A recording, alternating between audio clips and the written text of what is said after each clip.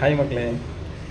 ஜெய்சன் சஞ்சய், அதாவது தமிழக முதல்வர் மாண்புமிகு மரியாதைக்குரிய விஜய் அவர்களோட பையன். அவர் கொடுத்த பேட்டி மூலமாக நிறைய விஷயங்கள் இப்போ அவங்க ஃபேமிலி எப்படி இருக்காங்கன்றது எல்லாருக்கும் தெரிஞ்சிருக்கும். மெயினாக இது இன்னொருத்தங்க யாருக்கு தெரியுமா? காருக்குள்ளே படுத்து காருக்குள்ளே பிறந்து காருக்குள்ளே இருப்பான் ஒருத்தர்.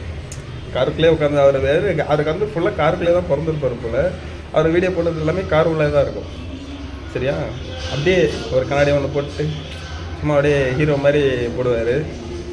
அவருக்கு தெரியல அவர் ஹீரோ இல்லை ஜீரோ. காமெடியனுக்கு கூட கண்ணாடி கொடுப்பாங்க படத்தில் அப்படின்றது அவருக்கு தெரியாமல் போச்சு.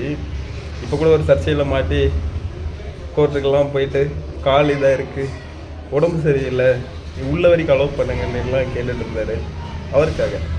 அதாவது ஒரு கொத்தடிமை, கொத்துஸ்ன்னு சொல்லலாம். கொத்தடிமை பழைய ஸ்டைல். இப்போ இருக்கிற ஸ்டைல் கொத்துஸ், ப்ரௌட் ஆஃப் கொத்துஸ். அந்த கொத்துஸ்க்கு தான் இப்போயாவது நல்லா புரிஞ்சிருக்குன்னு நினைக்கிறேன்.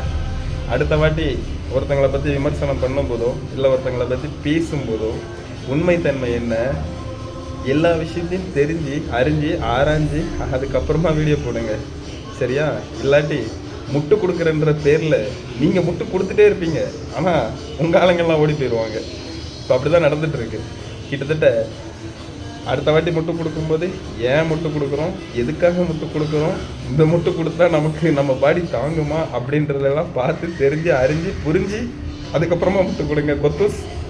இல்லாட்டி கோர்ட்டு போட்டால் இப்படி தான் அலைய வேண்டியது இருக்கும். பார்த்து முட்டு கொடுங்க. முட்டு கொடுக்கறதுக்காகவே பிறந்த பிறப்புகள் நீங்கள் எல்லாம். உங்களெல்லாம் வேறு இதை விட வேறு எப்படி சொல்கிறதுன்னு தெரியல. பாவப்பட்ட ஜென்மங்களில் சேர்ந்தது தான், இருந்தாலும் பரவாயில்ல.